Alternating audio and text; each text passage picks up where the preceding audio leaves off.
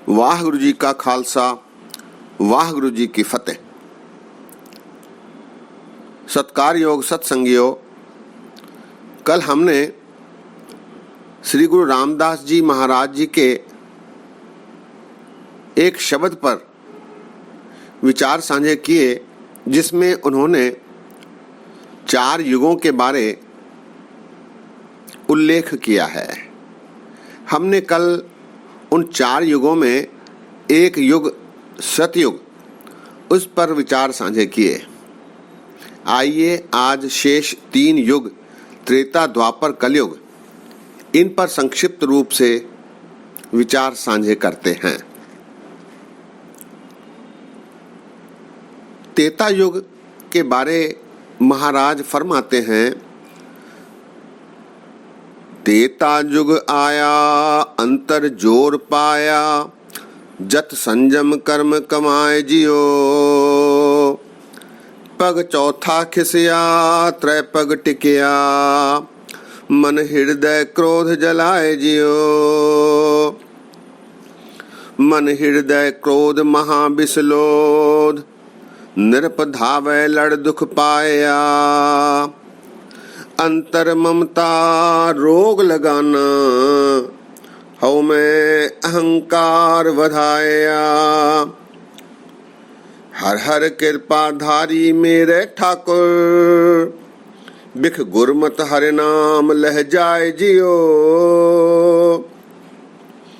त्रेता युग आया अंतर जोर पाया, जत संजम कर्म कमाए जियो। गुरु महाराज कहते हैं, त्रेता युग आया अंतर जोर पाया, जत संजम कर्म कमाए जियो। सतयुग के बाद युग बदला, त्रेता युग आया। इसमें परमेश्वर ने मनुष्य में शक्ति प्रदान कर दी, बल दे दिया, जोर दे दिया। मनुष्य में शक्ति का प्रवेश हुआ और उससे मनुष्य फिर जति होने, संयमी होने के कर्म करने लगा। जत संयम, इनकी कमाई करने लग गया। त्रेता युग आया अंतर जोर पाया, जत संयम कर्म कमाए जियो। पग चौथा खिसिया त्रै पग टिकिया, मन हृदय क्रोध जलाए जियो। और इस युग में जो धर्म 4 पैरों पर टिका था, उसमें से एक पैर डिग गया, खिसक गया, जिसके कारण धर्म अब 3 पैरों पर टिका है। इसीलिए इसे त्रेता युग कहा गया। पग चौथा खिसिया त्रै पग टिकिया, मन हृदय क्रोध जलाए जियो। और ऐसा होने पर, धर्म में कमी होने पर मनुष्य के मन में क्रोध उत्पन्न होने लगा। उसके अंतरात्मा में क्रोध की उत्पत्ति हो गई। पग चौथा खिसिया त्रै पग टिकिया, मन हृदय क्रोध जलाए जियो। आगे महाराज कहते हैं, मन हृदय क्रोध महाबिसलोध, नृप धावै लड़ दुख पाया। मन हृदय क्रोध, क्रोध का मन में उत्पन्न होना इतना भयंकर हो गया जैसे बिसलोध, महाबिसलोध। सत्संगियों, यहाँ एक शब्द आया है बिसलोध। लोध नामक एक वृक्ष होता है जिसका विष अत्यंत भयंकर होता है। उस शब्द का प्रयोग महाराज ने क्रोध के लिए किया है। मन हृदय क्रोध महाविसलोध, इतना वो भयंकर क्रोध जिसके कारण क्रोधित होकर नृप धावे लड़ दुख पाया। मन में क्रोध आने के परिणाम स्वरूप राजे आदि आपस में लड़ने लगे और दुखी होने लगे। मन हृदय क्रोध महाविसलोध नृप धावे लड़ दुख पाया। और इसके आगे महाराज कहते हैं, अंतर ममता रोग लगाना हऊ में अहंकार बधाया। इसके कारण मनुष्य के हृदय में मोह उत्पन्न हो गया। ममता ये एक रोग की तरह मनुष्य से लिपट गया, जिसके कारण मनुष्य में स्वाभाविक रूप से हऊ में अहंकार की वृद्धि हो गई। अंतर ममता रोग लगाना हऊ में अहंकार बधाया। महाराज कहते हैं कि फिर इनके निवारण के लिए महाराज ने, अकाल पुरख परमात्मा ने, हर हर कृपाधारी मेरे ठाकुर बिख गुरमत हर नाम लह जाए जियो। फिर प्रभु ने कृपा भी की। मनुष्य पर कृपा करते हुए ठाकुर रूपी परमात्मा ने इस विश्व रूपी बुराइयों को प्रभु के आचरण गुरमत, प्रभु के आदर्श गुरमत के माध्यम से इन विकारों को नष्ट करने के उपाय दर्शाए। हर हर कृपाधारी मेरे ठाकुर बिख गुरमत हर नाम लह जाए जियो। ऐसे विश्व रूपी बुराइयों को गुरमत के माध्यम से दूर करने के उपाय भी परमात्मा ने दर्शाए। अंतिम पंक्ति पहली पंक्ति का ही दोहराना है। तेता जुग आया अंतर जोर पाया जत संयम कर्म कमाए जियो। सत्संगियो, सतयुग संतोखी रहा, लेकिन त्रेता युग के आते आते मनुष्य में विकार उत्पन्न हो गए। विकार भी भयंकर विसलोध की तरह। लेकिन प्रभु ने कृपा करके इन विकारों से दूर होने के आचरण भी दर्शाए, जिसे महाराज ने गुरमत के नाम से दर्शाया है। इस प्रकार त्रेता युग का विवरण गुरु महाराज ने इस पद में दिया है। पद एक बार फिर। त्रेता युग आया अंतर जोर पाया जत संयम कर्म कमाए जियो। पग चौथा खिसिया त्रै पग टिकिया मन हृदय क्रोध जलाए जियो। मन हृदय क्रोध महाविसलोद नृप धावे लड़ दुख पाया। अंतर ममता रोग लगाना हऊ में अहंकार बधाया। हर हर कृपाधारी मेरे ठाकुर बिख गुरमत हर नाम लह जाए जियो। तेता जो आया अंतर जोर पाया जत संयम कर्म कमाए जियो। तीसरे पदे में महाराज द्वापर युग के बारे उल्लेख करते हुए फरमा रहे हैं। जुग द्वापर आया भरम भरमाया हर गोपी कान उपाय जियो। तप तापन तापे जग पुण्य आरंभ है अत क्रिया कर्म कमाए जियो। क्रिया कर्म कमाया पग दोय खिसकाया, दोय पग टिकै टिकाए जियो। महायुद्ध जोध बहु कीने, बिच हौ में पचै पचाए जियो। दीन दयाल गुर साध मिलाया, मिल सदगुर मल जाय जियो। जुग द्वापर आया, भरम भरमाया, हर गोपी कान उपाय जियो। द्वापर युग, जब द्वापर युग लगा तब लोग भ्रम में परमात्मा को भूल गए, भ्रम में रहकर क्रिया कर्म कांड आदि में रत हो गए। जुग द्वापर आया, भ्रम भरमाया, ऐसे में परमात्मा ने गोपी कृष्ण आदि को इस युग में भेजा। जुग द्वापर आया, भरम भरमाया, हर गोपी कान उपाय जियो।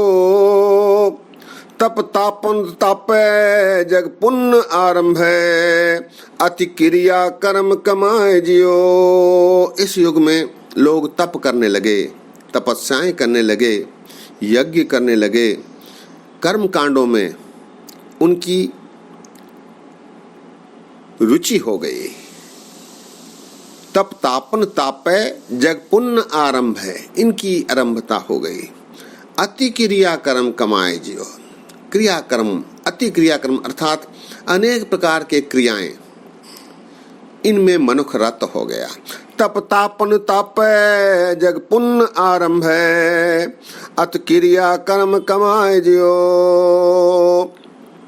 ऐसे में क्रिया कर्म कमाया, पग दोय खिसकाया, दोय पग टिकै टिकाए जियो।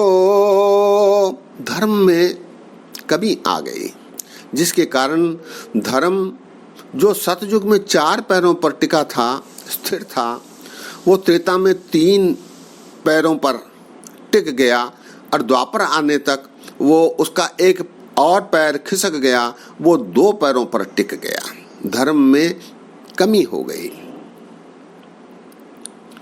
क्रिया कर्म कमाया, पग दोय खिसकाया, दोय पग टिकै टिकाए जियो।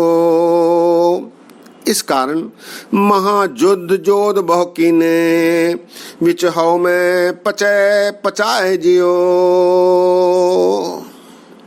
मनुष्य आपस में युद्ध करने लगे और अहंकारवश मरने खपने लगे, पचे पचाए जियो। महायुद्ध जोध बहु कीने, बिच हौ में पचै पचाए जियो। ऐसे में परमात्मा ने कृपा की, दीन दयाल गुर साध मिलाया, मिल सदगुर मल जाय जियो।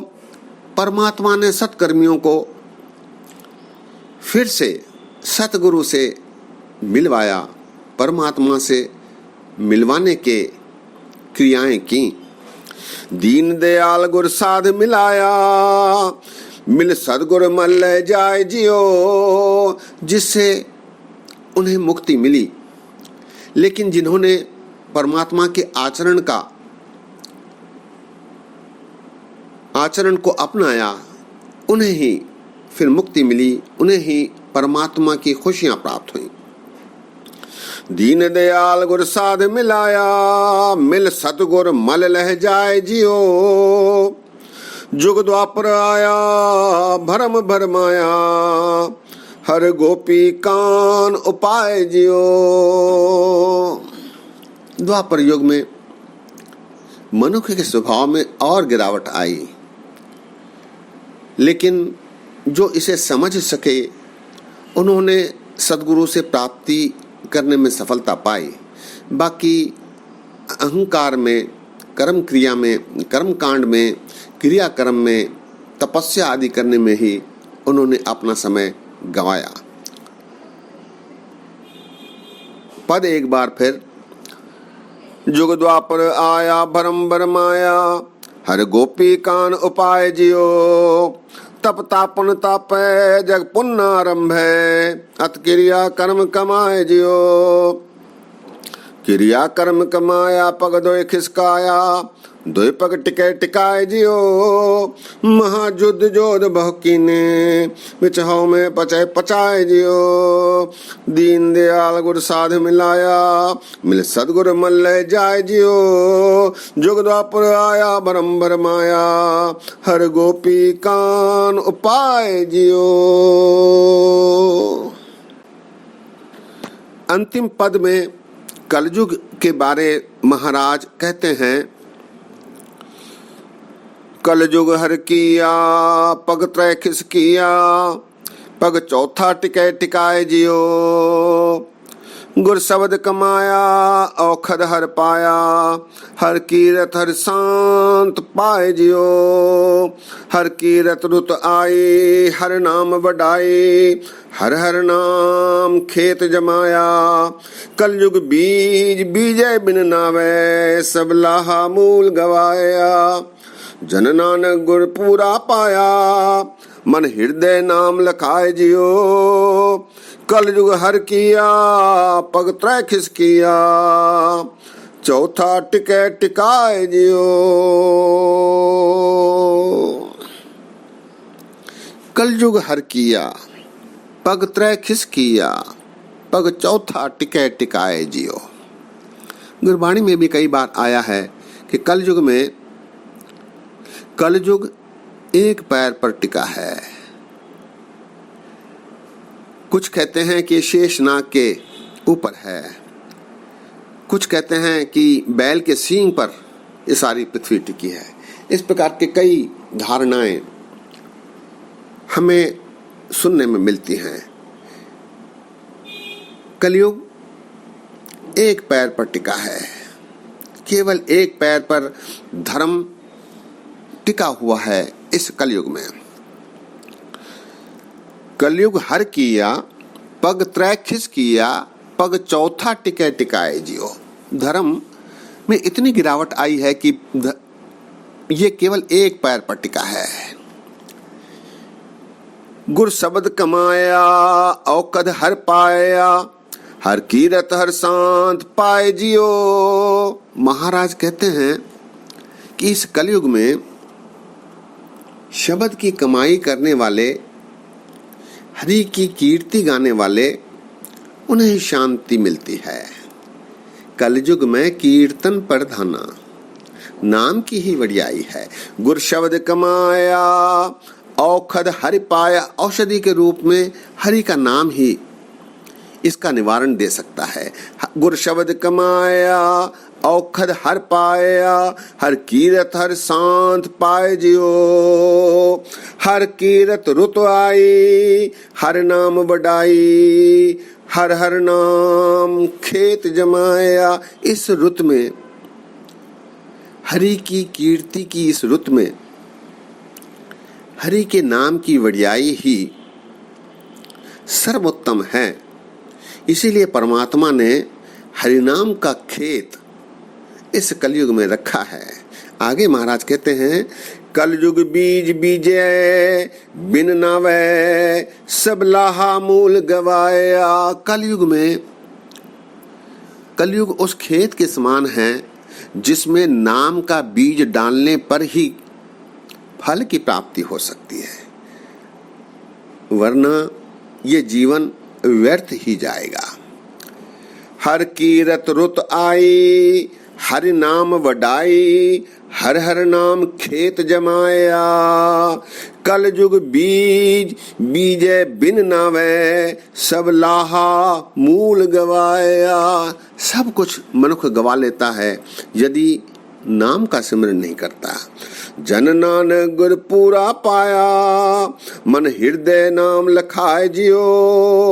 महाराज कहते हैं कि उसे संपूर्ण प्राप्ति हो सकती है यदि वो परमात्मा के नाम का सिमरन करे, तभी वह कलयुग में सफलता प्राप्त कर सकता है। जन नानक गुर पूरा पाया, मन हृदय नाम लखाए जियो। कल युग हर किया पग त्रय खिस किया, पग चौथा टिकै टिकाए जियो।